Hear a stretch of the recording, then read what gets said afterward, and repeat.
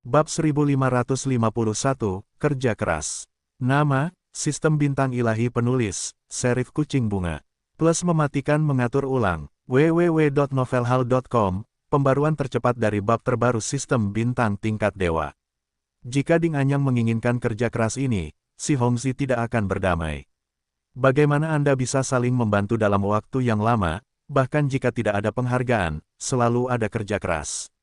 Selain itu, Ding Anyang kehilangan uang, dan dia tidak bisa menyalahkan dirinya sendiri. Ada yang salah dengan rencana sialan yang dirancang Ding Anyang sebelumnya, yang tidak ada hubungannya dengan operasinya sendiri. Namun, si Hongzi juga tahu bahwa karena situasinya telah berkembang menjadi situasi saat ini, tidak masuk akal untuk menjelaskan ini. Pada saat ini adalah masalah pribadi dan pribadi. Untungnya, Ding Anyang setuju untuk mengalihkan sebagian dana cadangan ke rekening bank yang biasa dia gunakan untuk menutupi sebelum menghindari tertangkap oleh Komisi Sekuritas dan Berjangka. Dan masih ada beberapa saldo di rekening ini. Jika Anda dapat mentransfer uang ke rekening Anda sendiri, maka kesulitan Anda akan cukup. Si Hongzi telah membuat keputusan dan bermaksud untuk menstabilkan Ding Anyang terlebih dahulu, dan kemudian membawa seseorang untuk mengambil uang itu untuk pergi. Zhong Ding. Karena sudah begini, lebih baik kamu menyetir sedikit. Kurasa aku akan kembali hari ini dan beristirahat dengan baik. Setelah pasar dibuka besok, mari kita periksa berapa banyak margin yang tersisa dan cobalah untuk menutup posisi sesegera mungkin untuk mengurangi kerugian. Ding Anyang mendengar wajah Tiking dan menoleh untuk melihat si Hongzi, dan berkata, apakah kamu benar-benar mengerti aku sebagai orang kulit putih kecil? Harga penutupan sekarang lebih tinggi daripada waktu pembukaan. Bagaimana mungkin uang itu tersisa? Sungguh deposit. Ngomong-ngomong, aku ingat bahwa uangku seharusnya masih menjadi bagian dari akunmu, dan kamu harus mengembalikannya kepadaku sebelum kamu pergi dari sini. Si Hongzi mendengar bahwa wajahnya berubah, dan kemudian matanya berbalik, dan dia tersenyum, General Manager Ding. Uang itu milikmu, tentu saja, aku ingin mentransfernya kepadamu, tetapi semua akun itu adalah akun yang terkait dengan pasar saham. Kamu harus mengajukan transfer terlebih dahulu. Aku mengajukannya nanti dan akan ditransfer ke akunmu besok pagi. Ding Anyang mendengar cibiran dan berkata dengan mencibir, apakah kamu bodoh, si Hongzi? Itu hanya beberapa rekening bank yang disamarkan, tidak ada batasan transfer. Kamu mengatakan itu, tidak ingin mengambil uangku dan melarikan diri. Ketika si Hongzi melihat kata-kata orang lain, wajahnya menjadi jelek. Dia berkata, Ding Anyang. Sekarang setelah kamu mengatakan ini, aku tidak akan menyembunyikannya. Ketika kamu mengundangku ke sini sebelumnya, berjanjilah untuk memberiku 5% dari kesulitan setelah acara ini selesai, jadi meskipun uangnya adalah beberapa dari kesulitan kita, itu tidak boleh berlebihan. Beraninya kau menyebutkan kesulitan apapun kepadaku. Ding Anyang menggertakkan giginya dan berkata, ketika aku menjanjikanmu kesulitan, baru setelah kamu menyelesaikan akuisisi Suntek, kamu bisa mencairkannya. Sekarang kamu kehilangannya, aku puluhan miliar dan berani meminta uang padaku. Ketika si Hongzi mendengar tatapan ini, dia berkata, Ding Anyang. Kamu salah mengatakannya, ketika kamu datang untuk mengundangku, kamu menjanjikan serangkaian rencana untuk menekan harga saham. Aku pikir itu layak sebelum aku setuju. Aku di sini untuk membantumu. Tetapi kenyataannya adalah kamu tidak melakukan hal yang sama seperti rencana yang kamu janjikan. Masalah-masalah ini ada padamu dan tidak ada hubungannya dengan kami. Kesulitan adalah apa yang pantas kami terima, kamu harus memberikannya kepadaku. Kerugianmu tidak kecil, bahkan jika itu 5%, aku bisa mengambil 3%. Beberapa wajah Ding Anyang menjadi pucat, 3%. Biarkan aku kehilangan puluhan miliar, dan aku ingin mengambil 3%. Aku pikir ada yang salah dengan otakmu. Katakan padamu. Kamu tidak hanya kamu harus mendapatkanku semua uangnya kembali dan kamu harus membayar kerugianku, kalau tidak kamu tidak ingin pergi dari sini. Si Hongzi mendengar perubahan wajahnya, dan kemudian marah, aku melihat otakmu benar-benar bermasalah. Kamu pikir kamu siapa? Karena kamu mempermalukan wajahmu, kamu ingin mendapatkan kembali uang receh itu. Setelah berbicara, ke sisi manusia, jangan pedulikan orang gila ini. Ayo pergi, hentikan untukku. Ding Anyang berteriak dengan marah, mengeluarkan pistol dari sakunya, dan berkata, siapa yang berani menyentuhnya? Aku akan membunuhnya sekarang. Petik 2. Beberapa orang di Si Hongzi tidak menyangka Ding Anyang memiliki pistol di tubuhnya. Secara alami, wajahnya jelek satu persatu, terutama pengikut Si Hongzi tidak menyangka situasinya menjadi begitu buruk. Secara alami, dia tidak tahu harus berbuat apa. Bagaimana melakukannya? Huoning berdiri di samping, dan sedikit tidak berdaya. Sebenarnya, dia sekarang menyesal telah bercampur aduk di sini. Tampaknya pihak lain telah menjanjikan jabatannya sebagai wakil presiden, dan sekarang dia juga dalam masalah. Jika terjadi pembunuhan, dia sendiri bukankah perlu tinggal di penjara juga, bagaimana dia bisa begitu bingung? Si Hongzi juga tahu bahwa Ding Anyang mungkin akan melompati tembok ketika dia melihat situasinya. Dia tidak bisa mendorongnya terlalu erat, diikuti oleh senyum pahit, dan berkata, "Jenderal Ding, letakkan senjatamu dulu. Ada apa? Katakan dengan baik. Bicaralah dengan baik." Ding Anyang mencibir, dan berkata, "Kamu kehilangan begitu banyak uang untukku. Aku masih ingin mengadu uangku, bagaimana kamu bisa memberitahuku begitu?" Si Hongzi tersenyum pahit, "Manajer umum Ding. Kamu telah mengatakan ini terlalu banyak. Aku telah berulang kali menjelaskan bahwa itu adalah kesalahan perencanaanmu sendiri sehingga kamu tidak dapat menyalahkanku. Pikirkanlah, Suntek Group adalah perusahaan besar dengan nilai pasar beberapa ratus miliar. Jika Anda tidak dapat memperpendek harga saham, puluhan miliar Anda tidak akan cukup untuk masuk ke jajaran direksi. Anda tidak dapat membiarkan saya semut memakan gajah. Kalau begitu, jelaskan padaku. Saat menjelang pagi, sudah jelas bahwa harga saham sudah cukup rendah, mengapa kau langsung mulai memindai, dan mengapa kau harus terus mencari saham yang sedang short? Tuan Ding, bukankah aku sudah memberitahumu saat itu? Ada yang mengacaukan situasi di sini. Jika kita juga menyapu barang saat itu, harga saham akan langsung pulih, dan kita sudah melakukan short banyak saham saat itu. Mungkinkah sama? Berapa banyak yang aku rugikan saat itu? Aku sudah kehilangan semuanya sekarang, tahu. Ding Anyang meraung keras, dan tangan yang memegang pistol mulai sedikit gemetar. Ketika Si Hongzi melihat keringat dingin turun, dia tahu bahwa dia tidak dapat membangkitkan semangat pihak lain, dan buru-buru berkata, "Manajer umum Ding. Manajer umum Ding, jangan marah. Ya, akhirnya, ada yang salah dengan saran yang kuberikan padamu. Tapi aku juga punya ini. Tidak mungkin, seperti bahan kimia di Lin Haigang, dan fakta bahwa Sangguan Zipeng sadar, itu adalah keuntungan yang signifikan bagi harga saham Suntek. Dalam hal itu, apalagi aku, bahkan jika itu perih, itu tidak mungkin. Itu dapat menahan harga saham. Faktanya, dari awal rumor di Aman, seseorang telah melakukan permainan, menunggu kita untuk melompat. Anda berpikir tentang apakah itu orang Anda, berita itu telah terungkap sejak lama. Dalam pembicaraan itu, dia juga melirik Horning. Huoning mendengar maksud Si Hongzi sekaligus, dan menjelaskan bahwa dia adalah seorang pengkhianat, dan kemudian dengan marah berkata, "Bajingan. Menurutmu apa yang aku lakukan? Mengapa kamu curiga bahwa aku seorang pengkhianat?" Ketika Ding Anyang mendengar ini, dia melirik Huoning dengan marah, dan pihak lain melihat keringat dingin, dan buru-buru membantah, "Jenderal Ding. Jangan percaya apa yang dia katakan, aku setia padamu, aku berani bersumpah demi surga, aku tidak pernah memberitahu siapapun tentangmu. Tolong percayalah padaku." Ding Anyang mendengus dingin, alih-alih menatap Huoning, tetapi terus menatap Si Hongzi dan berkata, "Apakah kamu benar-benar bangkit? Apakah kamu pikir aku akan membuatmu provokatif? Aku bertanya padamu, karena kamu sudah tahu bahwa harga saham tidak dapat ditekan pada saat itu, mengapa tidak segera menutup posisi? Jika kamu menutup posisi pada saat itu, aku tidak akan dapat kehilangan begitu banyak uang sama sekali." Ketika Si Hongzi melihat kegagalan rencana perceraian, dia menoleh tanpa daya dan berkata, "Manajer umum Ding. Aku agak tidak masuk akal ketika kamu mengatakan itu.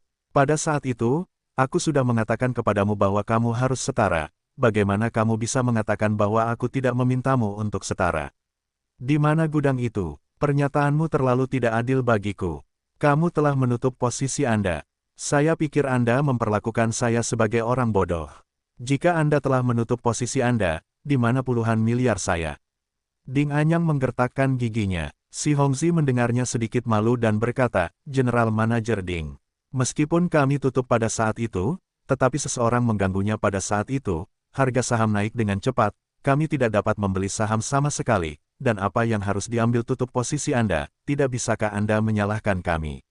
Petik 2. Ding Anyang mencibir kata-kata itu dan berkata, oh, ini tidak menyalahkan Anda, itu tidak menyalahkan Anda, lalu siapa yang Anda ingin saya salahkan? Siapa yang aku inginkan untuk uangku? Si Hongzi tidak tahu harus berkata apa ketika mendengar kata-kata itu. Tampaknya pihak lain sekarang menggigit dirinya sendiri dan ingin membuat dirinya menanggung semua tanggung jawab. Ini bukan tanggung jawab beberapa ratus juta, ini adalah tanggung jawab beberapa puluh miliar. Bahkan jika aku ingin mengambilnya, aku tidak memiliki kepercayaan diri. Tidak bisa mengatakan apa-apa. Wajah Ding Anyang berangsur-angsur menjadi sulit untuk dilihat, dan berkata, sebenarnya, tidak ada gunanya jika kamu memikirkannya atau tidak. Aku tahu itu pasti kamu dan rekan-rekanmu yang telah mengadu domba uangku, kan? Sambil berbicara, Ding Anyang mengarahkan senjatanya ke kepala si Hongzi. Dapat dikatakan bahwa dia menggertakkan giginya dan ingin menarik pelatuk untuk membunuh pihak lain. Ketika si Hongzi melihat ini, dapat dikatakan bahwa ujung hidungnya sedikit berkeringat.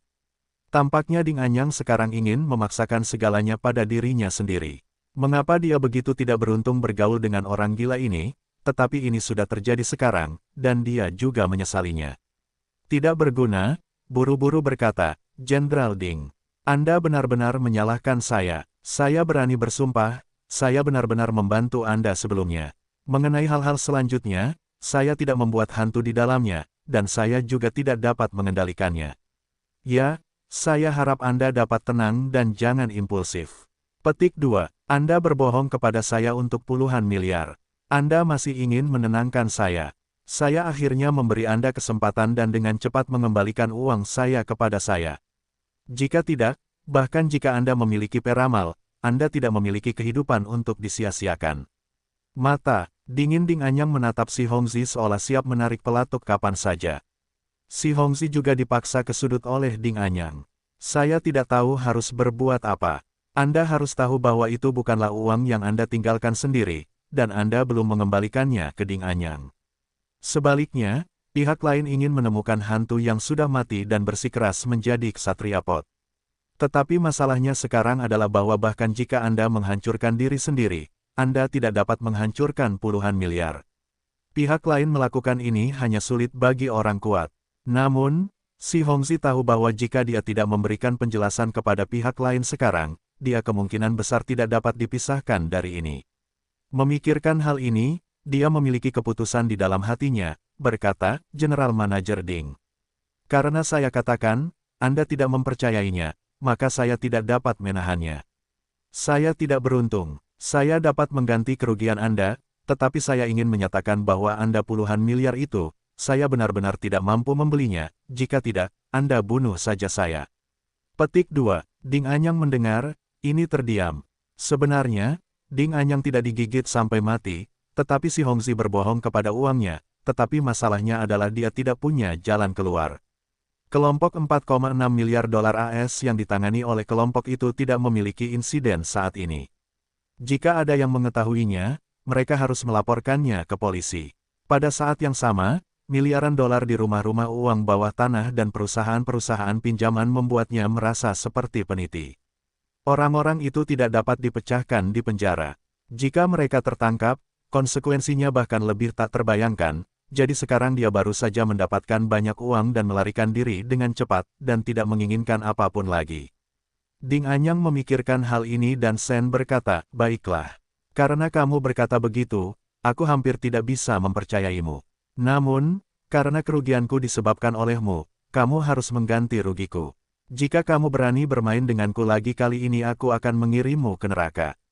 Si Hongzi mengangguk ketika dia mendengar kata-kata itu, dia tidak ingin menjelaskan apapun, dan berkata, aku ingin menggunakan komputer, kamu tunggu sebentar. Setelah berbicara, dia datang ke komputer tanpa mempedulikan persetujuan yang lain. Tetapi ketika si Hongzi menggunakan tubuhnya untuk menutupi Ding Anyang, wajahnya berubah. Sebenarnya, apa yang dikatakan si Hongzi sebelumnya sepenuhnya adalah taktik untuk memperlambat. Sebenarnya, dia tidak membayar Ding Anyang begitu banyak uang sama sekali, dan bahkan jika dia melakukannya, dia tidak bisa memberikannya kepada Ding Anyang. Karena uang itu diperoleh melalui kerja kerasnya selama bertahun-tahun, bagaimana mungkin dia memberikannya kepada orang lain secara cuma-cuma. Si Hongzi tahu bahwa jika dia tidak ingin menjadi orang miskin, dia harus berurusan dengan Ding Anyang. Saya tidak bisa melakukannya sendiri, dan hanya kucing besar yang bisa membantu saya. Jadi si Hongzi mengambil kesempatan ini untuk melirik kucing besar itu. Meskipun kucing besar itu tidak tinggi, orang-orangnya tidak menarik perhatian, dan keterampilan berdagangnya juga rata-rata, tetapi dia adalah satu-satunya anak buah si Hongzi yang telah bercampur dalam masyarakat. Itu termasuk jenis pertempuran yang berani membunuh. Dalam hal ini, si Hongzi juga tahu bahwa mengandalkan dua orang lainnya pasti akan berakhir, jadi dia harus bergantung pada kucing besar. Tentu saja, si kucing besar juga melihat kedipan mata bosnya pada dirinya sendiri, dan dia langsung mengerti maksud dari pihak lain. Dia harus mengatakan bahwa kekayaan dan bahaya itu dicari, meskipun Ding Anyang memiliki pistol di tangannya, yang membuatnya sedikit gugup. Tetapi dia juga tahu bahwa jika dia dapat membantu bosnya berhasil melarikan diri kali ini, dia pasti akan mendapatkan keuntungannya sendiri. Si kucing besar mengangguk sedikit, tetapi kapan melakukannya? Bagaimana melakukannya pasti pekerjaan teknis. Si Hongzi tentu tahu masalahnya, dan dia perlu melindungi si kucing besar itu sendiri. Dia melihat sekeliling dan mengikuti tangannya ke arah cangkir kopi, tetapi ketika dia menyentuh cangkir itu, dia mengeluh, kopi ini dingin. Si kucing besar, ambilkan aku secangkir kopi panas. Begitu, si kucing besar menjawab tanpa menanyakan pendapat Ding Anyang, dan berbalik. Tentu saja, Ding Anyang tidak senang, tetapi untungnya si Hongzi sedang bermain dengan komputer dan berpura-pura bahwa dia sedang masuk ke rekening bank, jadi dia hanya menerimanya dan tidak mengatakan apa-apa. Setelah beberapa saat, kucing besar kembali dari sana dengan dua cangkir kopi. Dia pertama kali datang ke Ding Anyang dan berkata, "Jenderal Ding, kopi Anda, saya tidak perlu." Ding Anyang berkata dengan tidak senang. Pada saat ini, si Hongzi melihat jahitan itu berkata, "Manajer umum Ding. Rekening mana yang Anda ingin saya gunakan?" Ketika Ding Anyang mendengar ini, tentu saja dia mengalihkan perhatiannya ke si Hongzi lagi. Dia hanya ingin memberitahu pihak lain nomor rekening banknya. Tetapi pada saat ini, kucing besar yang berdiri di sebelahnya mengubah wajahnya, dan melemparkan dua cangkir kopi panas di tangannya ke tangan Ding Anyang yang memegang pistol. Bagaimana mungkin Ding Anyang memiliki persiapan mental? Kopi panas itu dituangkan ke tangannya, dan dia segera berteriak, diikuti oleh pistol refleks terkondisi ke samping, dan dengan cepat mulai menyekat telapak tangannya yang terbakar. Pada saat ini, si Hongzi dan kucing besar sama-sama memiliki mata yang cerah dan bergegas menuju pistol yang digulung. Selama mereka dapat meraih pistol terlebih dahulu, maka situasinya adalah Feng Shui akan bergiliran, dan mereka juga dapat mundur. Meskipun Ding Anyang sekarat dengan rasa sakit di tangannya, dia juga bereaksi, dan pistolnya benar-benar jatuh. Ketika dia melihat si Hongzi dan Big Chat, mereka mengejar posisi jatuhnya pistol terlebih dahulu, dan wajahnya memancarkan ekspresi yang ganas. Big Chat lebih cepat dari si Hongzi, tetapi ketika dia mendapatkan pistol, dia melihat si Hongzi juga datang. Untuk menyenangkan kakak laki-lakinya, dia menyerahkan pistol yang dipetik itu kepada si Hongzi. Metodenya, harus saya katakan sangat berenang. Si Hongzi memegang pistolnya dengan bersemangat, dan berdiri, hanya mencoba mengajari Ding Anyang makan. Hanya mendengarkan, boom, dua tembakan datang, dan si Hongzi merasa seolah-olah ada sesuatu yang melewati tubuhnya. Si Hongzi membeku sejenak, lalu melihat ke bawah, dan melihat bahwa dua titik merah muncul di dadanya, dan kemudian menjadi semakin besar. Ketika si Hongzi melihat Ding Anyang lagi, dia mengetahui bahwa Ding Anyang benar-benar memiliki pistol di tangannya. Tentu saja, yang paling membuat si Hongzi takut adalah mata lawan bicaranya semakin memerah dan memperlihatkan rasa gila itu. Tidak, tepat ketika si Hongzi baru saja berbicara lagi untuk memohon belas kasihan, senjata lainnya adalah tembakan lain, dan si Hongzi, yang tertembak di kepala, jatuh terlentang. Kucing besar itu ketakutan di tempat, tetapi ketika si Hongzi jatuh, dia juga bereaksi karena mata merah Ding Anyang sedang menatapnya. Kucing besar itu dikondisikan untuk bangun dan ingin melarikan diri, tetapi dengan suara dua tembakan, dia merasa bahwa tubuhnya juga telah ditembus oleh sesuatu, kehilangan pusat gravitasinya, dan jatuh ke tanah, dan tidak bisa lagi berdiri. "Jangan bunuh aku." Fei Yu berdiri tidak jauh, takut panik.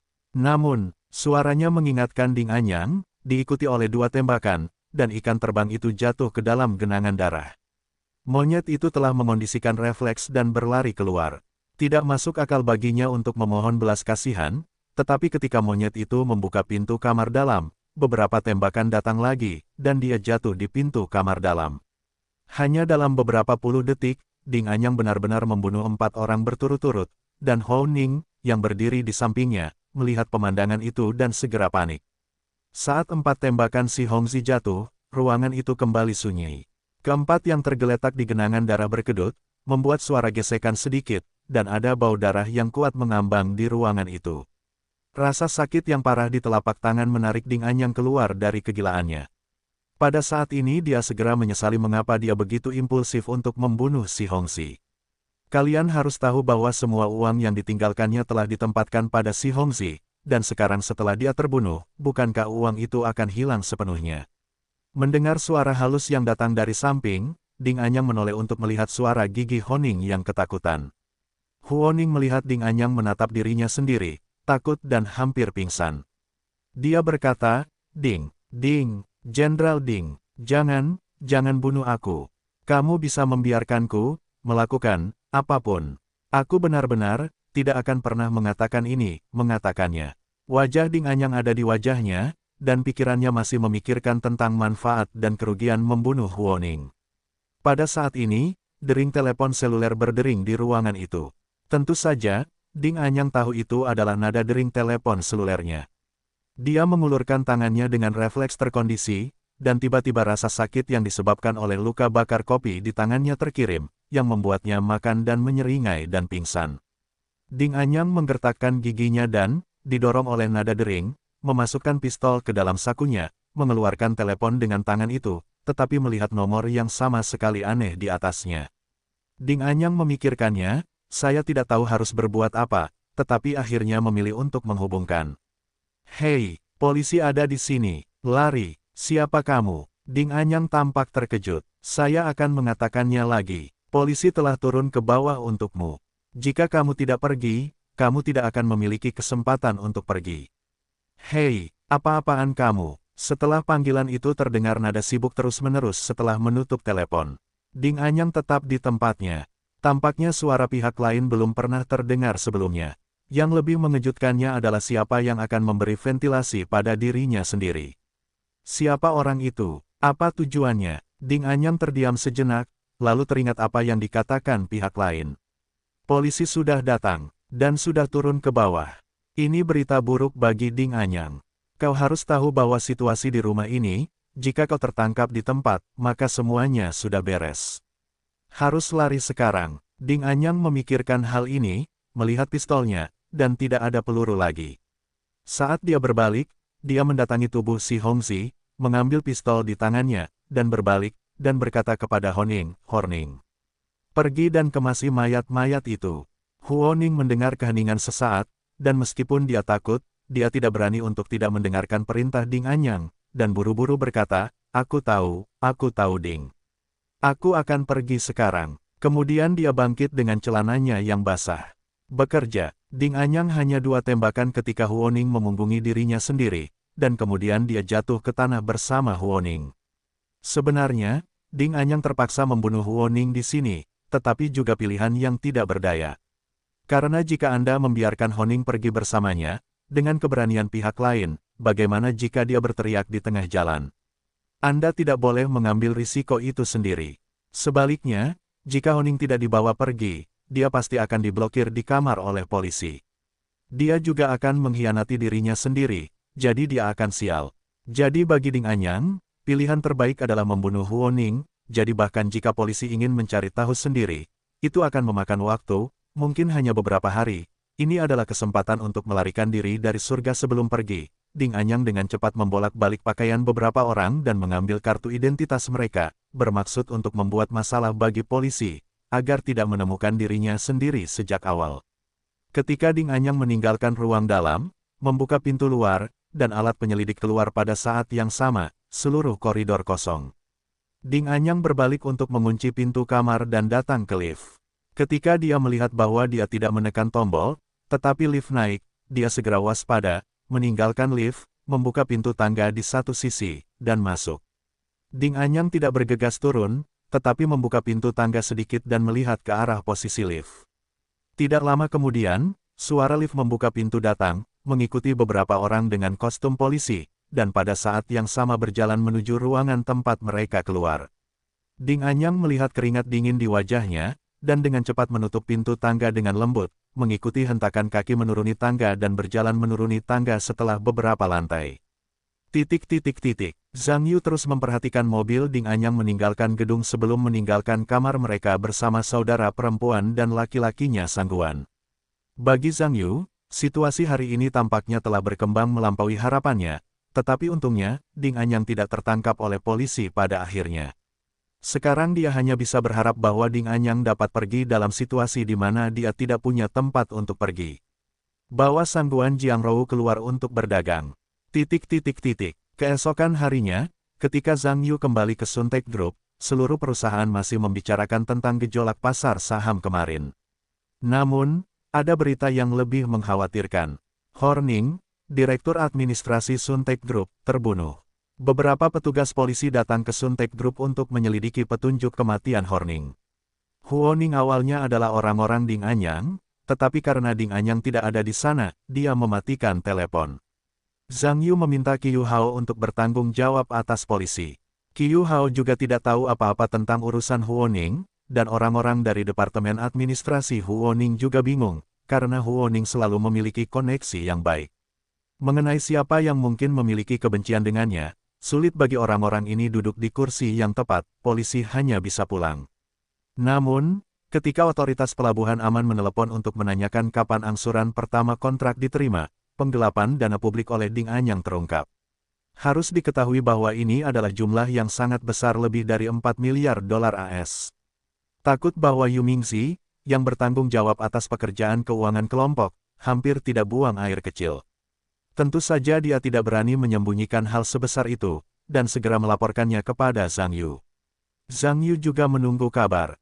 Setelah dia perlu melapor ke polisi, dia akan menggunakan kekuatan publik polisi untuk memberi sedikit tekanan pada Ding Anyang. Dengan alarm dari Suntek, polisi juga mengaitkan kematian Huoning dengan Ding Anyang sesegera mungkin. Ini adalah kasus pembunuhan yang melibatkan 5 nyawa. Bagaimanapun, ini juga merupakan kasus kriminal paling serius di Xianjiang dalam beberapa tahun. Terakhir, tentu saja, Ding Anyang langsung masuk dalam daftar orang yang dicari polisi, diikuti oleh Kuan Xianjiang. Dalam beberapa hari berikutnya, Ding Anyang juga tampaknya telah menguap. Meskipun dicari di seluruh kota, masih belum ada berita sama sekali. Ayah dan anak perempuan dari keluarga Sangguan juga sangat cemas akhir-akhir ini, karena takut akan berita bahwa Sangguan Jiangrou terbunuh. Jadi beberapa orang tinggal di rumah, menunggu panggilan telepon Ding Anyang. Suatu malam, telepon Sangguan Jiangsui tiba-tiba berdering. Zhang Yu melihat pantulan kondisional dan berlalu di masa lalu. Dapat dilihat sekilas bahwa kelompok nomor ini adalah jenis khusus nomor telepon internet. Sudah, mungkin Ding Anyang, pasang headphone-mu dan berikan satu padaku. Sangguan Jiangsui buru-buru memasang headset, dan mereka berdua menekan tombol sambung. Hei! Yang mana? Itu aku, Ding Anyang. Benar, di mana kau sembunyikan Xiao Rou? Apa kau pikir aku akan memberitahumu? Lalu apa yang kau lakukan? Tentu saja aku ingin membuat kesepakatan denganmu. Aku butuh uang sekarang, berikan aku uangnya, dan aku akan mengembalikan Sangguan Jiangrou padamu. Ding Anyang, dasar bajingan. Xiao Rou adalah istrimu. Sekarang kau benar-benar menggunakannya untuk bertukar uang dengan kami. Jangan lupa, kau berjanji akan melindunginya seumur hidup. Bicara saja, kau percaya, kau hanya bisa mengatakan bahwa kau bodoh. Kau, tentu saja, Sangguan Jiangsui kesal ketika mendengar ini. Zhang Yu buru-buru memberi isyarat untuk menenangkannya. Pada saat ini, tidaklah bijaksana untuk berselisih dengan pihak lain. Lebih penting untuk membunuh Guan Jiangrou. Sangguan Jiangsui menggertakkan giginya dan berkata, baiklah. Kau bilang, berapa banyak uang yang kau inginkan untuk mengembalikan adikku padaku? 1,5 miliar dolar. Berapa banyak uang? Kau gila, di mana aku bisa mendapatkan uang sebanyak itu untukmu? Aku akan membiarkannya. Lagi pula, aku berutang banyak uang di luar sekarang, dan orang-orang memberiku hadiah puluhan juta untuk hidupku. Jika aku tidak punya uang untuk membayar mereka, aku tidak akan pernah meninggalkan Xiang Jiang hidup-hidup. Ding Anyang, kau dalam masalah orang kuat. Kau mengambil 4,6 miliar dolar AS milik perusahaan, yang telah menyebabkan kerugian besar bagi perusahaan. Karena kau adalah menantu keluarga Sangguan, para pemegang saham perusahaan sekarang meminta kami untuk mengganti uang ini. Sekarang kau 1,5 miliar dolar lagi, atau dolar AS. Apakah kau pencetak uang saat kita pergi ke Sangguan? Jangan bilang ini tidak berguna. Jika kau pikir Sangguan Jiangrou bernilai 1,5 miliar, kau harus cepat-cepat bicara omong kosong. Jika kau pikir dia tidak bernilai 1,5 miliar, tidak apa-apa, aku akan mencari beberapa orang. Dia memberikannya kepada Lun, dan kemudian videonya ditransmisikan ke internet. Kau dan keluarga Sangguan tidak akan pernah bisa mengangkat kepala untuk menjadi manusia. Dasar bajingan, jika kau berani melakukan ini, aku akan membunuhmu, Sangguan Jiangsui dimarahi dengan histeris untuk pertama kalinya. Zhang Yu juga sangat marah, dan dia tidak menyangka Ding Anyang akan benar-benar mengatakan hal seperti itu. Faktanya, dari sudut pandang manusia, Ding Anyang dan Sangguan Jiangrou juga suami istri. Bahkan jika tidak ada cinta, selalu ada perasaan, tidak ada perasaan, selalu ada cinta. Pihak lain sekarang dapat mengatakan hal-hal seperti itu, membuktikan bahwa pihak lain hanyalah orang gila tanpa emosi. Bunuh aku, hehehehe, bagus, sangat bagus. Sangguan Jiangsui, sebenarnya, semakin kamu marah, semakin bahagia aku.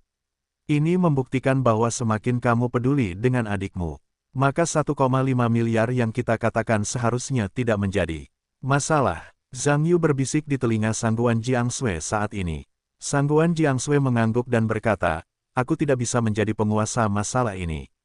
Yang kamu katakan adalah 1,5 miliar, bukan 15 yuan. Aku perlu membicarakannya dengan ayahku.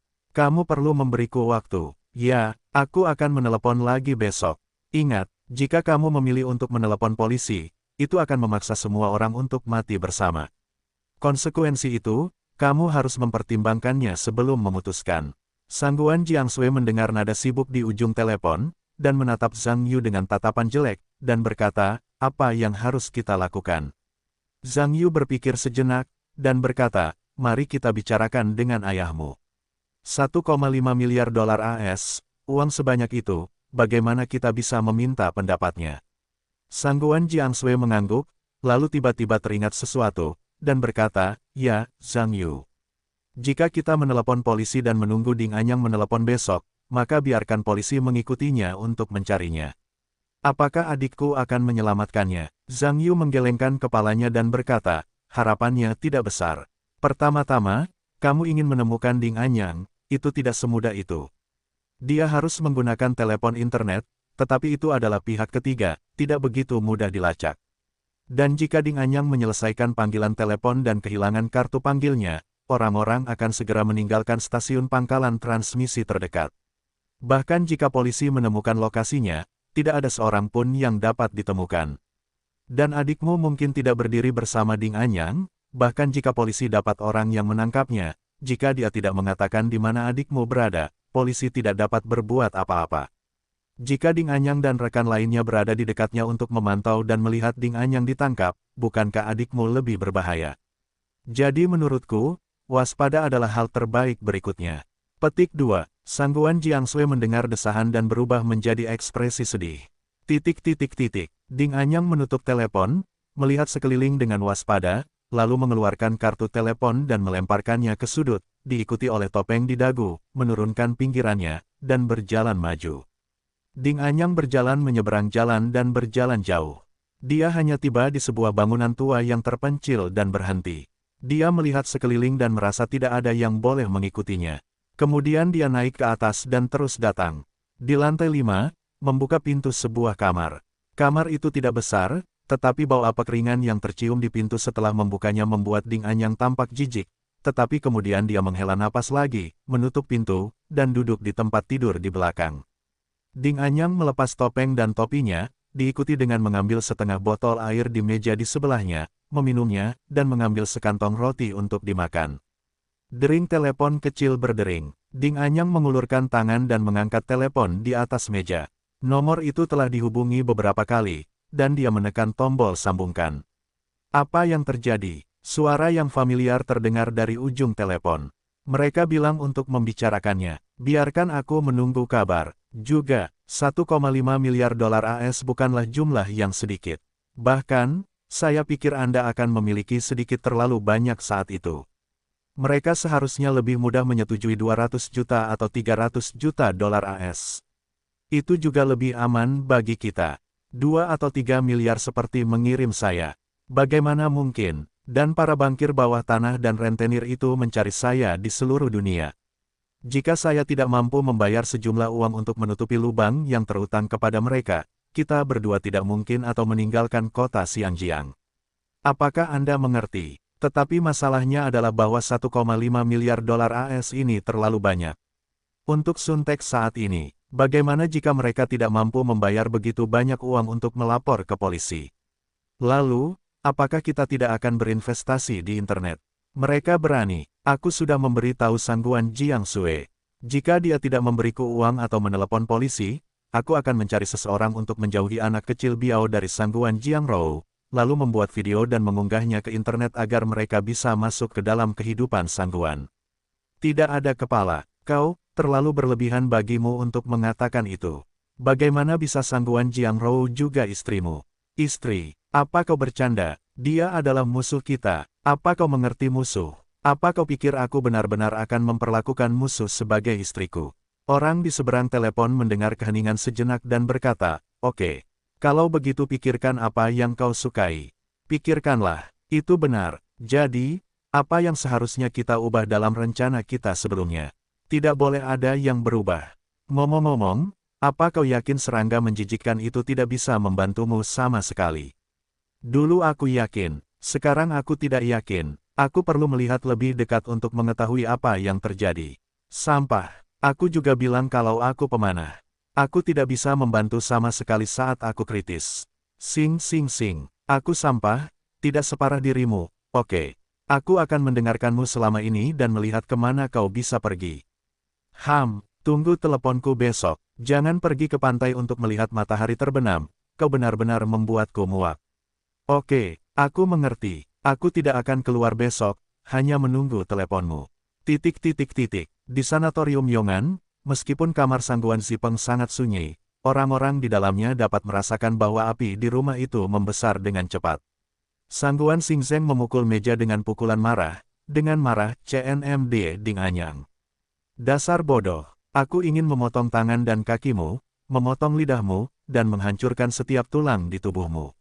Sangguan Zipeng juga jelek dan sekarat. Dapat dikatakan bahwa penyesalan terakhirnya sekarang adalah dia menikahkan putrinya dengan iblis seperti itu. Sekarang memikirkannya, itu adalah mimpi buruk di keluarga Sangguan. Sangguan Jiang Sui juga berkata dengan wajah muram, "Ayah, apa yang akan kau lakukan?" Sangguan Zipeng terdiam beberapa saat, lalu berkata, "Berikan dia 1,5 miliar. Tapi dia harus berjanji pada kita satu syarat, bayar dengan satu tangan, dan bayar dengan satu tangan." Ini, Sangguan Jiang Sui tercengang mendengar kata-kata itu, tapi syarat ini, Ding Anyang mungkin tidak bisa menyetujuinya. Dia takut kita akan disergap saat itu. Dia tidak setuju, dia harus setuju. Yang dia inginkan sekarang bukanlah puluhan ribu, ratusan ribu, tetapi 1,5 miliar dolar AS, lebih dari 10 miliar koin Xinjiang. Bagaimana jika dia mengumpulkan uang? Dia tidak akan melepaskannya. Kalau begitu aku bukan manusia. Kamu tidak punya uang. Kamu beritahu dia, kamu ingin uang, tetapi kamu harus memberikannya saat itu juga. Kalau tidak, aku lebih suka memberinya hadiah 10 miliar, mengambil kulitnya, mencabut tulangnya, dan tidak memberinya uang ini. Sangguan Zipeng menggertakkan giginya. Sangguan Xingzeng mendengar dan berkata, "Ayah benar. Kakak, Ding Anyang sama sekali tidak punya kredit. Jika kita memberinya uang, dia pasti akan memutuskan kontrak dan membiarkan adik kedua kembali, sehingga keluarga kita tidak akan menjadi Xinjiangdi." Lelucon besar. Sangguan Jiang Sui mendengar rasa malu dan menoleh untuk melihat Zhang Yu. "Bagaimana menurutmu?" Zhang Yu berpikir sejenak dan berkata, "Paman benar. 1,5 miliar dolar AS bukanlah jumlah yang kecil. Kita tidak bisa memberikannya kepadanya tanpa syarat apapun. Dia harus memiliki beberapa di dalam hatinya. Yang terpenting sekarang, adalah dapat membuktikan bahwa adikmu hidup dan tidak terluka. Selama ini dapat dibuktikan, akan selalu ada kesempatan untuk menyelamatkan adikmu. Sangguan Jiangsui mengangguk di akhir dan berkata, tidak apa-apa. Sepertinya ini hanya bisa terjadi sekarang, dan aku berharap Xiaorou dapat diselamatkan dengan lancar kali ini. Malam berikutnya, Ding Anyang menelepon lagi seperti yang dijanjikan.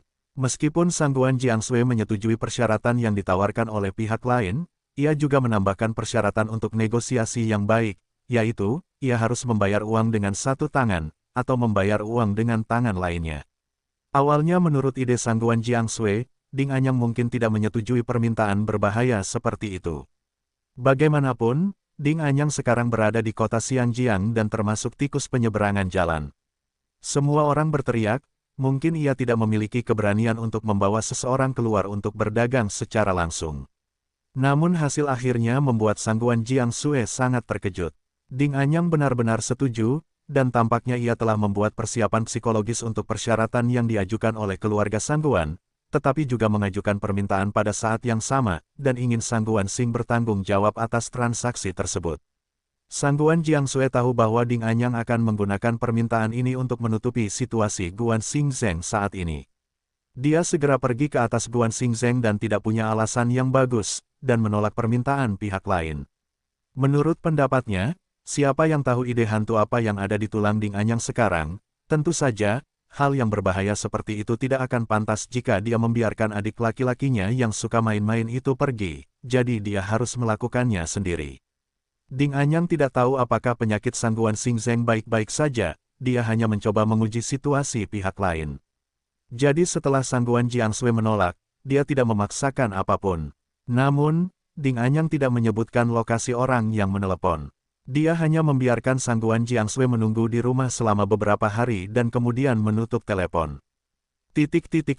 Kali berikutnya, tentu saja, Zhang Yu tidak menganggur, dan segera melakukan tata letak awal.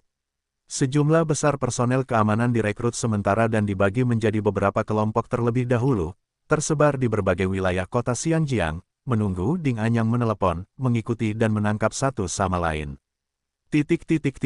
Beberapa hari berlalu, Sangguan Jiangsui dan Zhang Yu terus menunggu telepon di rumah, tetapi Ding Anyang tampaknya menghilang. Tidak ada berita sama sekali. Baru pada malam hari keempat, telepon yang telah lama hilang akhirnya berdering. Ding Anyang meminta Sangguan Jiangsui dengan mobil untuk pergi ke taman bermain Xianjiang untuk menemuinya, dan kemudian menutup telepon. Zhang Yu juga segera berjalan-jalan di 3 kelompok orang di dekat taman bermain, dan segera pergi ke taman hiburan di dekat taman bermain untuk bekerja sama dengan tindakan mereka sendiri. Zhang Yu dan Sangguan Jiangsui membawa pengemudi ke taman bermain Xianjiang bersama-sama. Ketika mobil akhirnya menghadapi taman bermain dengan lalu lintas yang padat selama jam sibuk, Ding Anyang menelepon lagi dan mengubah tempat pertemuan. Sangguan Jiangsui tidak berdaya dan harus membiarkan pengemudi buru-buru berbalik dan berbalik.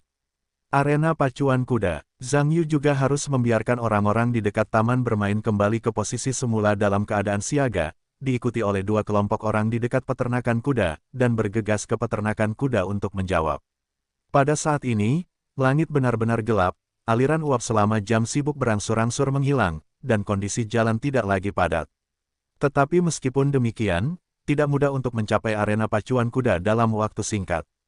Ketika Zhang Yu dan Sangguan Jiangsui akhirnya tiba di arena pacuan kuda dengan mobil, Ding Anyang menelepon lagi dan memindahkan tempat pertemuan ke Taman Binhai, yang membuat mereka sangat terdiam.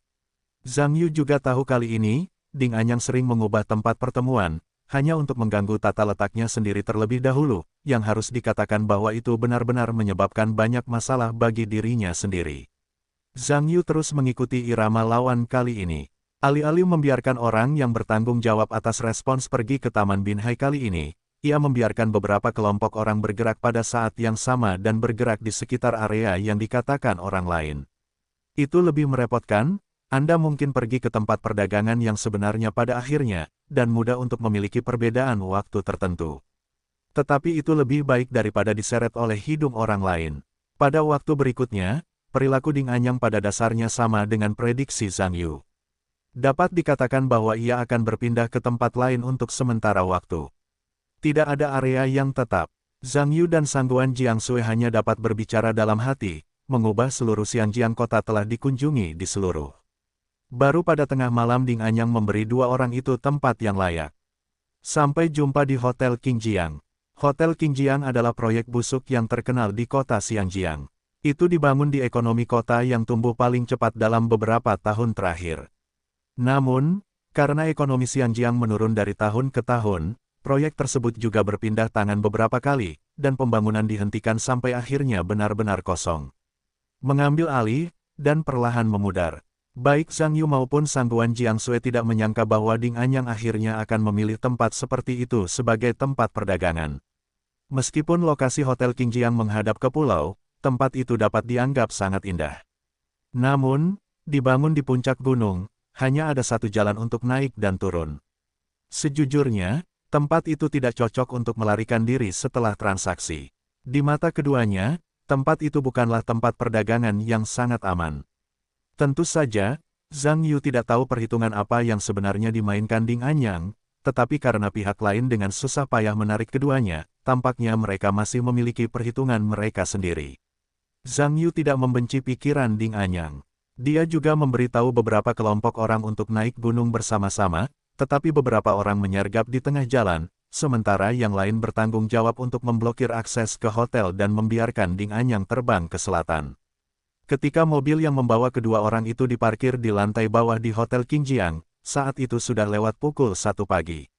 Lampu-lampu di pulau bagian dalam di kejauhan berkedip-kedip dengan indah, tetapi bangunan hotel itu benar-benar gelap dan tidak dapat melihat apapun. Zhang Yu memiliki kemampuan penglihatan malam. Selama kemampuan ini diaktifkan, kedua mata akan mengganti spektrum berbagai penglihatan malam, jadi tidak ada rahasia di depannya di malam hari. Namun, karena ukuran bangunan Hotel Qingjiang di depannya, meskipun dia dapat melihat sekelilingnya, dia tidak dapat menemukan bayangan Ding Anyang.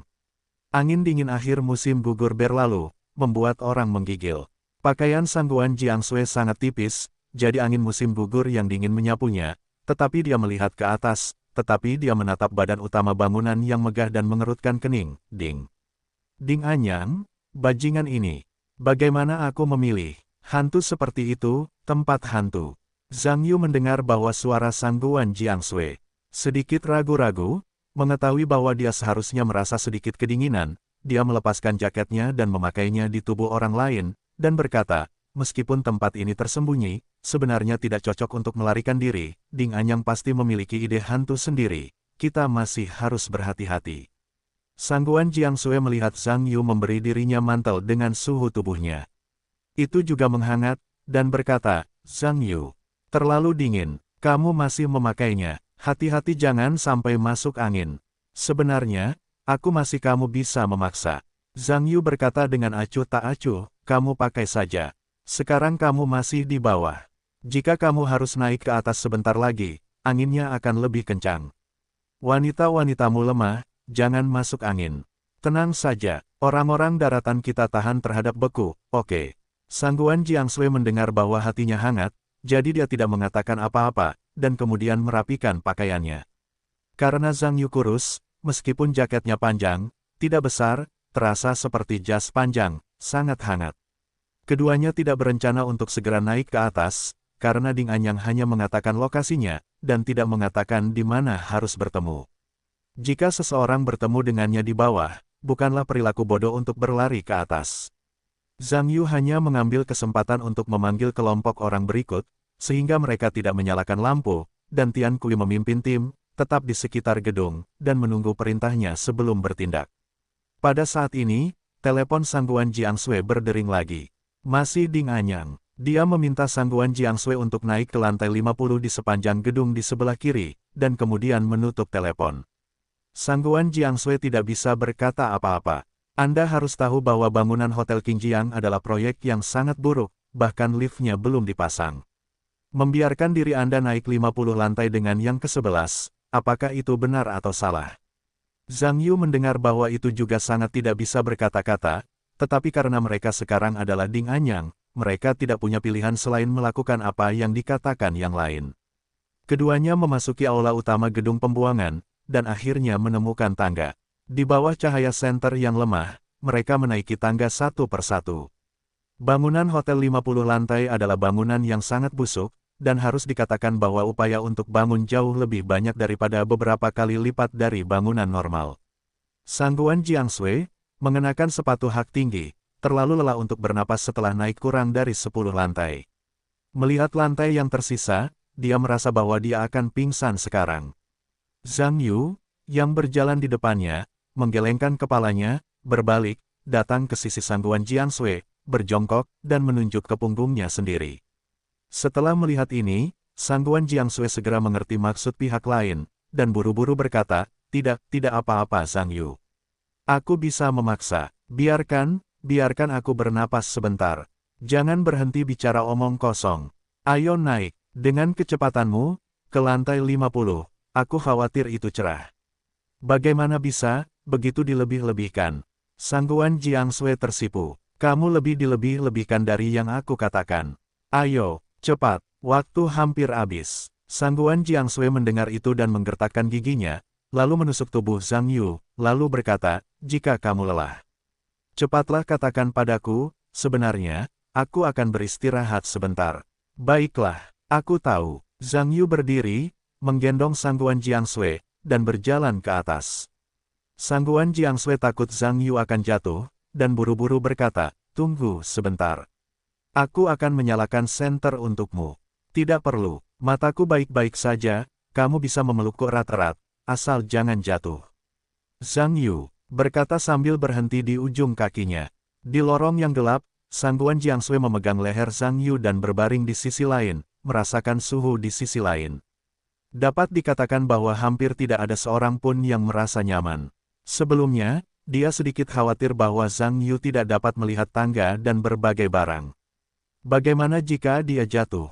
Tetapi setelah waktu yang lama, dia menemukan bahwa Zhang Yu benar-benar tidak takut pada warna hitam sama sekali, dan perasaan khawatirnya berangsur-angsur menghilang. Namun setelah sekian lama, Sangguan Jiangshui kembali membangkitkan rasa penasarannya, karena Zhang Yu tampak bernapas dengan sangat lancar, tidak seperti baru saja memanjat beberapa lapis, bernapas seperti sapi tua yang hampir mati. Namun, pihak lain jelas-jelas menanggung beban dua orang, dan dia masih memanjat, bukankah dia lelah? Memikirkan hal ini, Sangguan Jiangshui benar-benar tidak dapat menyembunyikan rasa penasaran di dalam hatinya, dan berkata, Zhang Yu, apakah kamu lelah? Atau yang lain, aku akan turun untuk jalan-jalan. Tidak apa-apa, Zhang Yu berkata pelan. Zhang Yu yang cerdas, apakah kamu harus sering berolahraga? Tidak, ada apa? Lalu bagaimana kamu bisa menggendong seseorang ke atas tanpa bernapas? Oh, aku pikir apa yang kau katakan. Tentu saja aku tidak punya waktu untuk berolahraga saat aku biasanya pergi ke sekolah, tetapi olahraga adalah kelebihanku. Aku adalah peraih 4 medali emas di pertandingan provinsi kita. Ketika Sangguan Jiangshui mendengar ini, dia tidak bisa mempercayai telinganya. Tentu saja, dia tahu seberapa tinggi pertandingan provinsi di daratan. Dengan puluhan juta talenta, Zhang Yu sebenarnya adalah pemenang medali emas. Asli atau palsu, Sangguan Jiangshui berpikir untuk menjadi dokter dewa, pedagang pasar saham, dan sekarang peraih medali emas di pertandingan. Bagaimana dunia bisa memiliki orang yang sangat pintar seperti itu? Zhang Yu, bolehkah aku bertanya, apakah kamu memiliki hal lain selain kedokteran, saham, dan olahraga? Menulis dan menulis lagu, menulis dan menulis novel, menggambar dan menggambar komik, hobiku lebih beragam.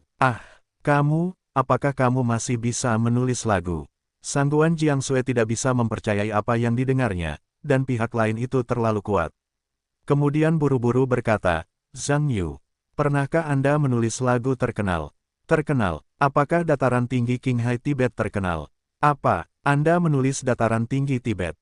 Ya. Pernahkah Anda mendengarnya? Tentu saja, tidak ada seorang pun di Tiongkok yang pernah mendengarnya. Apakah ada yang lain? Yang lain, Sungai Padang Rumput Ayah Ibu. Balet musim semi, Kaulah Mataku, Tidak Bisa Hidup Tanpamu, Bisnis Cinta, Setidaknya Kau, Pintunya Tidak Terkunci, Ditaklukkan, 30.000 Kaki, Kebahagiaan yang Stabil dan Mantap, Bunga Lili Liar juga memiliki musim semi. Zhang Yu mulai berbicara satu persatu. Baginya, itu bisa dianggap waktu yang membosankan. Tetapi ketika nama-nama ini terdengar di telinga Sangguan Jiangshui, telur angsa bisa dimasukkan ke dalam mulutnya. Anda harus tahu bahwa lagu-lagu ini adalah daftar tanggal lagu pop paling populer, dan semuanya ditulis oleh Zhang Yu, itu luar biasa. Berhenti, Zhang Yu, apakah kamu tidak bercanda?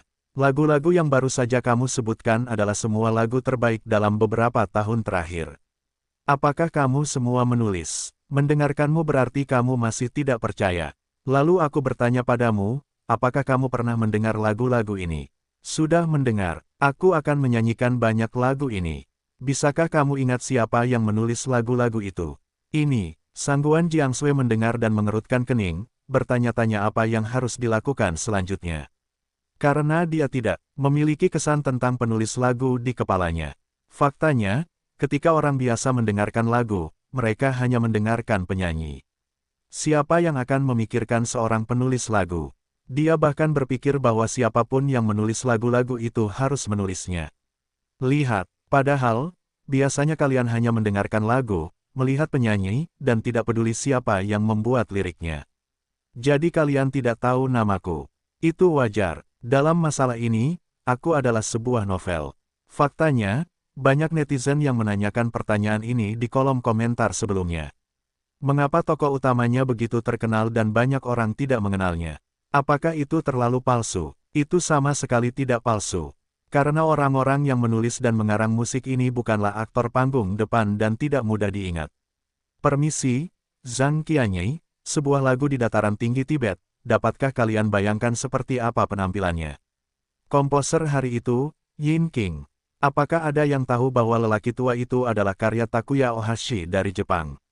Faktanya, kecuali Anda seorang penyanyi profesional atau mahasiswa komposisi, tidak ada yang peduli tentang siapa komposernya, dan kebanyakan orang tidak dapat mengingat seperti apa mereka. Toriyama Akira sama sekali tidak perlu memakai topeng. Ada banyak orang yang tahu namanya, tetapi ketika dia berjalan dengan, dia bisa menganggapnya sebagai Toriyama Akira. Sangguan Jiangsui merasa malu ketika mendengar ini, tetapi dia tidak dapat menahannya. Dia biasanya hanya mendengarkan lagu, dan itu bukan budaya campuran. Bagaimana dia bisa peduli tentang siapa yang menulis lagu? Tentu saja, bagaimanapun, tingkat garpu lembu Zhang Yu masih mengejutkannya. Zhang Yu yang cerdas, karena lagu yang kamu tulis sangat bagus, novelmu juga harus bagus. Tidak apa-apa, ada banyak lagu yang ditulis, tetapi tidak banyak novel. Kamu juga tahu bahwa menulis hal itu membuang-buang waktu. Aku biasanya pergi ke sekolah, dan tentu saja aku tidak dapat memperoleh hasil yang tinggi. Itu juga harus sangat jelas. Apa yang telah kamu tulis dan dengarkan? Mungkin aku telah membaca satu atau dua. Aku biasanya menulis seni bela diri. Yang sudah selesai tersenyum dan bangga, dan mereka berdua sombong. Apakah kamu pernah melihat keduanya? Tidak. Itu terutama karena aku biasanya tidak menonton novel seni bela diri. Itu dia. Ngomong-ngomong, ada juga Perjalanan ke Barat. Kamu seharusnya tidak melihat ini, kan? Apa? Kamu mengatakan bahwa Perjalanan ke Barat ditulis olehmu. Sangguan Jiangsui mendengar ini, dan dia hampir tidak jatuh. Meskipun dia belum membaca dua buku pertama, dia telah mendengar nama terkenal Perjalanan ke Barat. Banyak pecinta sastra menilai buku ini sebagai buku terbaik kelima di masa mendatang. Dia telah melihat sesuatu yang bagus sebelumnya, tetapi dia tidak dapat memahaminya sama sekali, dan tentu saja dia tidak dapat mengagumi penulisnya. Zhang Yu mendengar ini sambil tersenyum, dan berkata, apakah kamu sudah melihat Perjalanan ke Barat? Tentu saja aku sudah melihatnya. Tetapi aku belum banyak membaca, terutama karena aku tidak memahaminya. Semuanya dalam bahasa Mandarin klasik.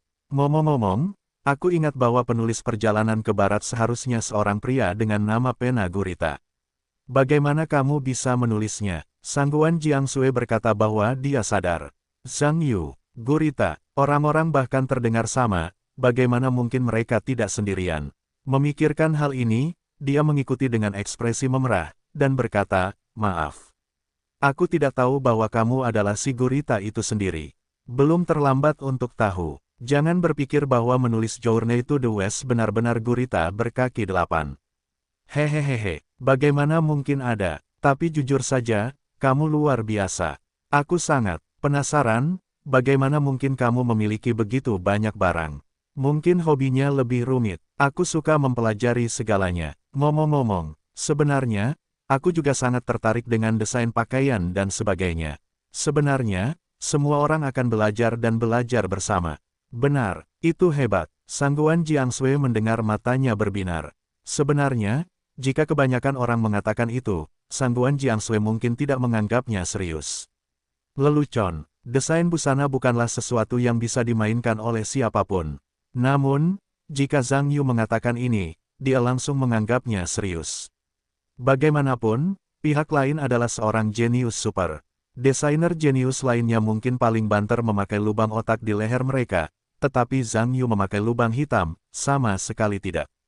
Baik atau buruk, mungkin ini adalah kesempatan nyata untuk menciptakan kerajaan pakaian, mungkin memang begitu.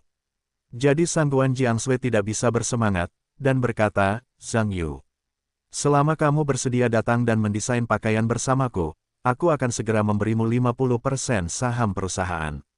Hehehe, 50% saham, benarkah palsu? Kamu tidak takut aku akan membantumu mendesain secara membabi buta saat itu? Apakah itu akan menyebabkan perusahaanmu bangkrut? Tidak mungkin, kamu benar-benar jenius. Kurasa pasti ada banyak imajinasi di benakmu. Dan kemudian perusahaan itu juga perusahaanmu. Aku tidak percaya kamu akan dengan sengaja melakukan sesuatu untuk dirimu sendiri. Bangkrut, hahaha, itu benar. Sebenarnya, ada takdir antara aku dan desain kostum, ibuku. Mungkin lantainya terlalu tinggi, Zhang Yu juga merasa sangat bosan, secara alami membuka kotak dan mengobrol dengan Sangguan Jiangshui secara alami berdiri. Sangguan Jiangshui juga tampaknya telah melupakan koridor gelap dan mengerikan di sekitar, dan tertarik untuk mengobrol dengan Zhang Yu. Keduanya juga mengobrol, berjalan satu lapis demi satu, dan tujuan di lantai 50 akan segera tiba. Di depan mata mereka, desain Hotel Qingjiang relatif unik. Ini adalah desain 3 real estate yang berputar-putar bersama, memberikan perasaan 3 naga yang melingkar bersama. Faktanya, desain itu sangat terkenal di kota Xiangjiang. Banyak orang menantikan kemewahan hotel ini setelah dibangun. Siapa tahu itu akhirnya akan menjadi bangunan busuk yang terkenal. Bangunan tempat Zhang Yu dan Sangguan Jiangshui berada hanyalah satu dari 3 bangunan. Karena proyeknya sudah habis, ketiga bangunan itu hanya memiliki rangka dan tidak terhubung satu sama lain. Oleh karena itu, ketika Zhang Yu dan Sangguan Jiangshui datang, di lantai 50, saya menyapu dengan senter dan menemukan bahwa itu kosong, dan tidak melihat bayangan Ding Anyang. Ketika Sangguan Jiangshui bertanya-tanya apa yang sedang dilakukan Ding Anyang, Zhang Yu melihat dengan tajam ke samping. Hehehehe, kalian, keke, tapi mereka datang. Sebuah suara datang dari kejauhan, secara alami menarik perhatian Sangguan Jiangshui. Saya melihat tempat yang gelap di lantai yang sama dari gedung lain 10 meter jauhnya dari gedung saya sendiri. Sangguan Jiangshui mengambil ponselnya dan menyinarinya dengan cahaya, meskipun cahayanya tidak terlalu kuat, dia masih bisa melihat bahwa itu adalah Ding Anyang. Sangguan Jiangshui dapat mengatakan bahwa ketika dia melihat pihak lain, dia tidak akan berkelahi satu sama lain, dan berteriak, Ding Anyang. Dasar bajingan, di mana adikku? Apa terburu-buru? Uang yang aku inginkan, keke. Haruskah kamu memberikannya kepadaku terlebih dahulu dan berbicara tentang adikmu? Kamu ingin menjadi cantik. Sebelum itu, kami berkata ya. Kami membayarnya dengan satu tangan. Kami tidak melihat adikku sebelumnya. Kamu tidak ingin mendapatkan sepeser pun. Ding Anyang sedikit jijik ketika mendengar kata-kata itu, dan berkata, keluarga Sangguanmu benar-benar menjijikkan. Oke, karena kamu ingin melihatnya. Ding Anyang menepuk telapak tangannya beberapa kali. Lantai lain yang tidak jauh dari sana tiba-tiba menyala, sepertinya seseorang telah meletakkan lampu berkekuatan tinggi di suatu tempat sebelumnya. Zhang Yu dan Sangguan Jiangshui melihat ini dan berbalik pada saat yang sama. Seorang pria berpakaian hitam dengan tudung dan hanya sepasang mata yang terlihat, mendorong kursi roda dan berjalan keluar dari balik dinding ke tempat lampu diarahkan. Setelah melihat situasi tersebut, Sangguan Jiangshui segera melihat orang di kursi roda tersebut. Untungnya, jarak antara kedua lantai tersebut hanya sekitar 10 meter. Penglihatan Sangguan Jiangshui juga bagus. Dapat dilihat bahwa orang di kursi roda tersebut seharusnya adalah dirinya sendiri. Adikku Sangguan Jiangshui. Hanya saja manusia salju di Sangguan Jiang sekarang terkunci di kursi roda dengan kedua tangan dan kakinya, dan mulutnya disumbat. Meskipun matanya bergerak-gerak saat ini, dia tidak dapat mengeluarkan suara apapun, hanya terus berputar dan berjuang. Xiao Rou, Xiao Rou, Sangguan Jiangsui berteriak keras ketika dia melihat kondisi tersebut. Sangguan Jiang Rou, yang dipenjara di kursi roda, mendengar suara kakak perempuan yang diduga, dan segera membuka matanya lebar-lebar, melihat ke arah suara itu. Tetapi karena cahaya terang yang menghadap matanya terlalu tajam, dia hanya bisa melihat ada dua bayangan kabur di sisi yang berlawanan, tetapi perasaan kasih sayang yang kedagingan membuatnya merasa bahwa salah satunya adalah saudara perempuannya, Sangguan Jiang Rou, yang secara alami membuat perjuangannya lebih intens. Ding Anyang, mengapa Xiao Rou tidak membiarkannya berbicara? Apakah kamu menyakitinya? Sangguan Jiangsui melihat situasi saudara perempuannya, terlalu cemas. Ding Anyang tersenyum dan berkata, dia milikku, Keke. Uang tunai, bagaimana aku bisa menyakitinya? Lalu mengapa kamu menutup mulutnya? Biarkan dia mengatakan beberapa patah kata kepadaku, aku akan mendengarkannya sekarang. Sangguan Jiangsui berkata dengan nada memerintah. Setelah mendengar senyuman, Ding Anyang melambaikan tangan tanpa daya kepada pria bertopeng itu, dan berkata dengan keras, biarkan saudara perempuan mereka berbicara beberapa patah kata. Pria bertopeng itu mengangguk, melepaskan tali yang tersangkut di belakang mulut Sangguan Jiang Rou, lalu mengeluarkan kain yang terselip di mulut lawannya. Kakak, Sangguan Jiang Rou berteriak keras segera setelah mulutnya bebas. Xiao Rou, kamu baik-baik saja, apa kamu terluka? Apa bajingan ini menyakitimu? Kakak, aku baik-baik saja, terlalu berbahaya di sini, ayo pergi. Tinggalkan aku sendiri. Sangguan Jiang Rou berteriak cepat. Ding Anyang mendengar ini dan melambaikan tangannya ke orang bertopeng itu lagi. Setelah yang lain mengangguk, dia mendorong kain itu ke mulut Sangguan Jiang Rou lagi, lalu mengikat talinya lagi. Sangguan Jiang Rou menjadi bisu yang terus-menerus berjuang. Sangguan Jiangsui berkata dengan keras, jangan takut, Xiao Rou. Kakak akan membawamu kembali kali ini. Jangan takut. Di sisi Sangguan Jiang Rou, dia hanya bisa menanggapi dengan perlawanan yang keras. Ding Anyang berkata, bagaimana? Sekarang, Keke, sekarang buktikan bahwa adikmu baik-baik saja. Bisakah kamu memberiku uang ini? Jangan khawatir, kamu bicarakan dulu, bagaimana rencanamu untuk bertemu orang. Sangat mudah untuk mentransfer orang. Kamu harus mentransfer uang kepadaku terlebih dahulu.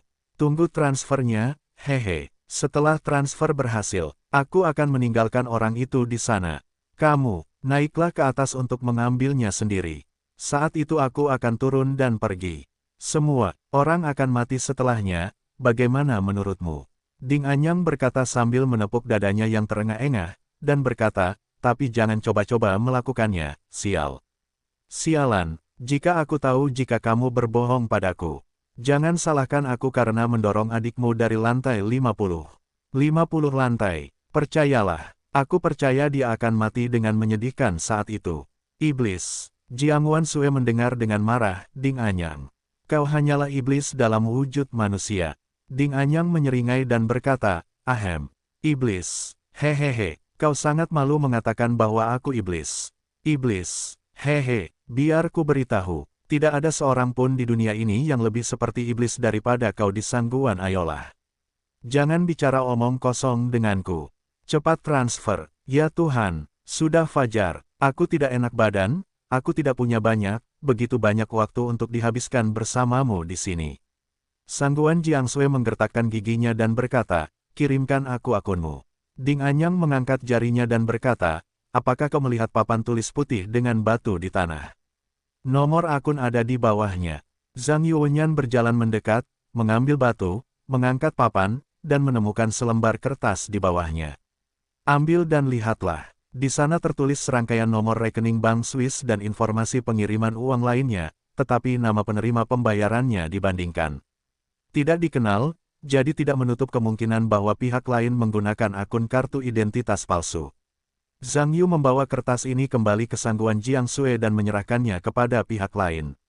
Sangguan Jiangsui melirik informasi itu dan berkata, Ding Anyang, Anda tidak perlu mengonfirmasi nomor rekening Anda.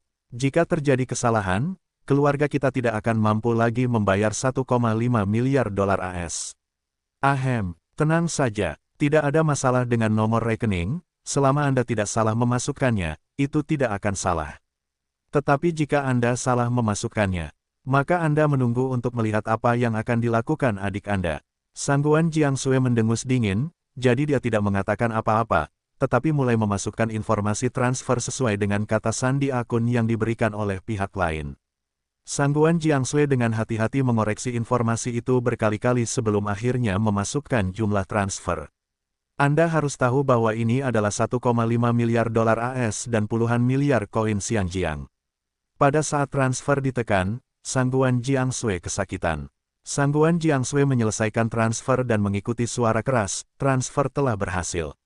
Periksa, Ding Anyang buru-buru mengeluarkan ponselnya dan memeriksa saldo rekening.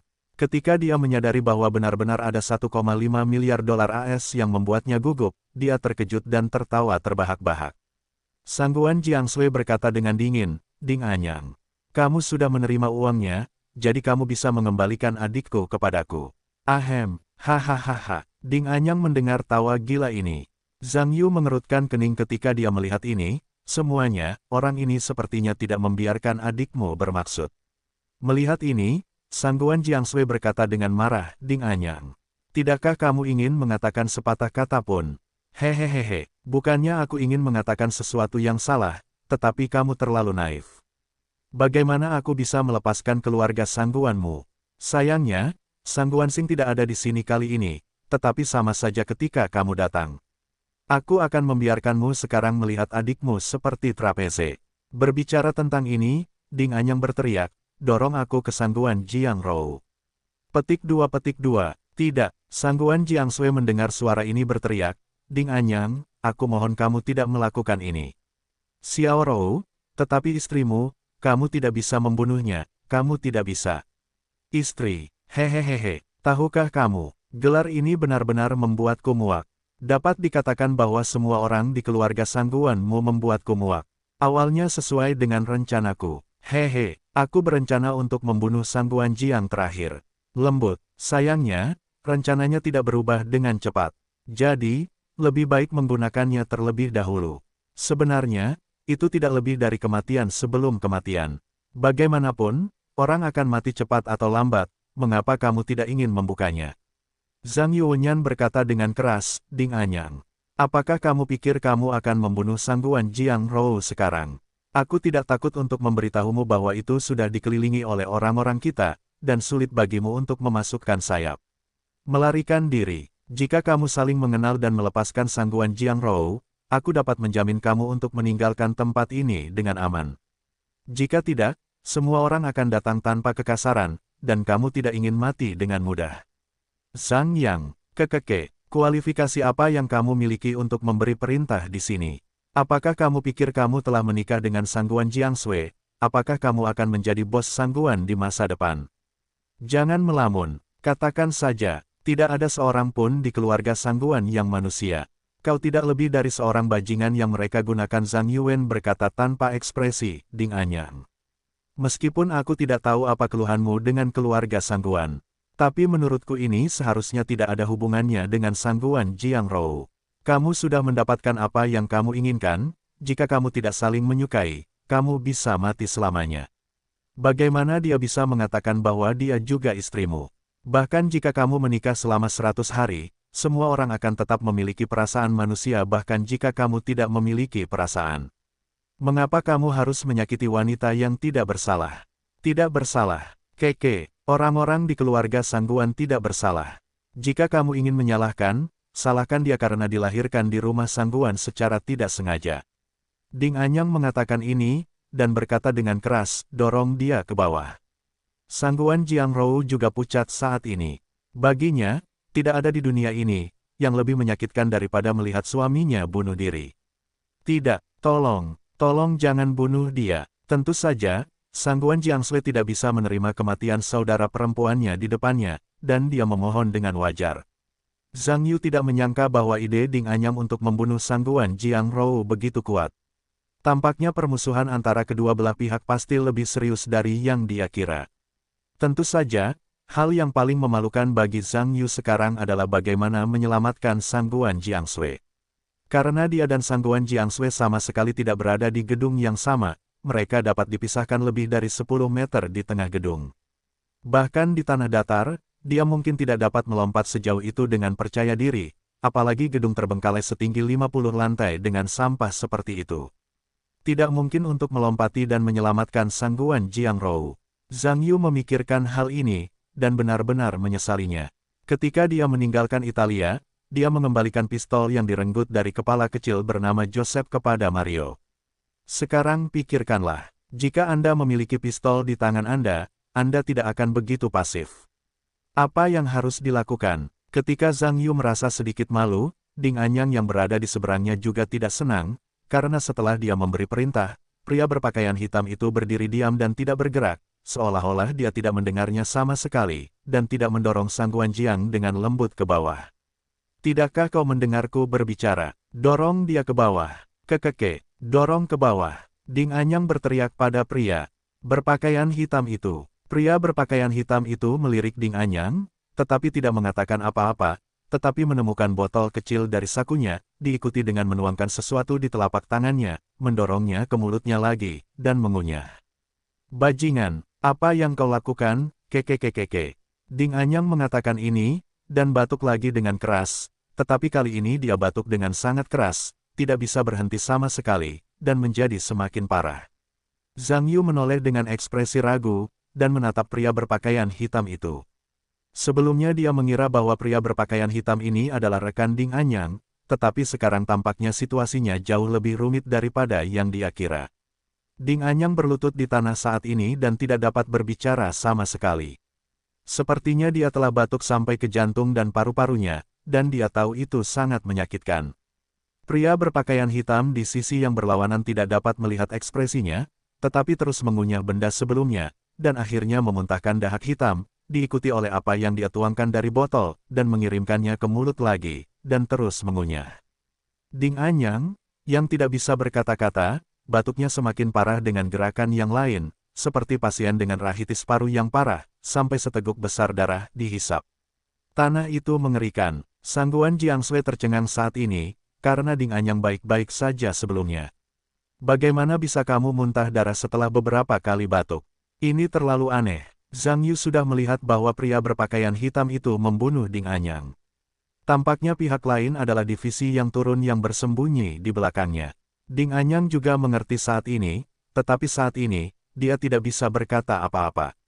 Sambil batuk, dia menggoyangkan jarinya ke arah pria berpakaian hitam, memperlihatkan mata yang tidak dapat dipercaya.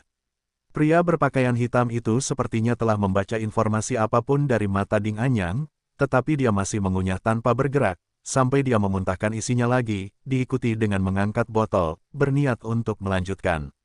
Ding Anyang, yang sedang batuk saat ini, menahan siksaan batuk yang parah, dan mengeluarkan pistol dari sakunya, gemetar dengan keinginan untuk berdiri dan membunuh pria berpakaian hitam itu. Melihat ini, pria berpakaian hitam itu tidak terus menuangkan isi botol ke tangannya, tetapi menuangkannya ke mulutnya sekaligus. Ding Anyang tidak menunggu pistol terakhir untuk membidik, diikuti oleh rasa sakit yang parah di tubuhnya. Dia membuka mulutnya dan memuntahkan darah dan air. Karena banyaknya darah, sepertinya darah yang disemprotkan dari semprotan terakhir. Itu jauh, dan pada saat yang sama, orang-orang Ding Anyang memutar mata mereka, tangan mereka lembut, dan mereka jatuh ke tanah dan mati. Sangguan Jiangsui tertegun. Meskipun Sangguan Jiangrou terjebak di kursi roda, dia juga terpana.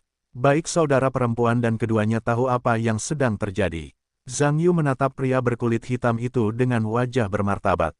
Meskipun dia sudah tahu bahwa pihak lain adalah divisi yang menundukkan kepala, mengapa pihak lain memalingkan wajahnya untuk membunuh Ding Anyang, dan dia sedikit bingung. Bahkan jika pihak lain berencana untuk memakan hitam, sekarang dia akan membunuh Ding Anyang tampaknya terlalu dini.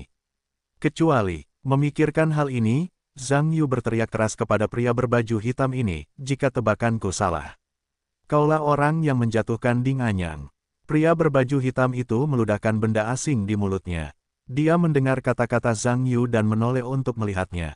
Matanya terkejut, dan dia tidak menyangka orang lain akan menebak identitasnya. Namun, karena ini, dia tidak menganggapnya sebagai rahasia, jadi dia mengangguk dan mempertimbangkan pernyataan Zhang Yu. Zhang Yu memikirkannya dan berkata, karena Ding Anyang sudah mati sekarang. Semua orang seharusnya tidak memiliki dendam sebesar itu. Kau juga bertopeng, dan kami tidak tahu siapa dirimu. Selama kau bisa melepaskan sangguan Jiang Rou, aku dapat menjamin kau akan pergi dengan selamat. Pria berbaju hitam itu mendengar ekspresi aneh di matanya, dan kemudian perlahan menggelengkan kepalanya. Tampaknya dia belum melepaskan rencana sangguan Jiang Rou. Zhang Yu melihat kerutan di wajahnya. Dia pikir dia telah membunuh Ding Anyang hanya untuk membunuhnya. Tampaknya semuanya tidak sesederhana itu sekarang. Meskipun sangguan Jiang Sui juga terkejut karena pihak lain telah membunuh Ding Anyang, untungnya, pihak lain seharusnya tidak memiliki dendam dengan keluarganya sendiri, dan juga menginginkan uang, lalu berkata dengan lantang, "Tuan ini. Jika Anda menginginkan uang, Anda dapat buka mulut Anda. Meskipun keluarga kita tidak lagi mampu membayar 1,5 miliar dolar, puluhan juta dolar masih baik-baik saja. Selama Anda dapat melepaskan saudara perempuan saya, semuanya mudah dikatakan." Petik 2.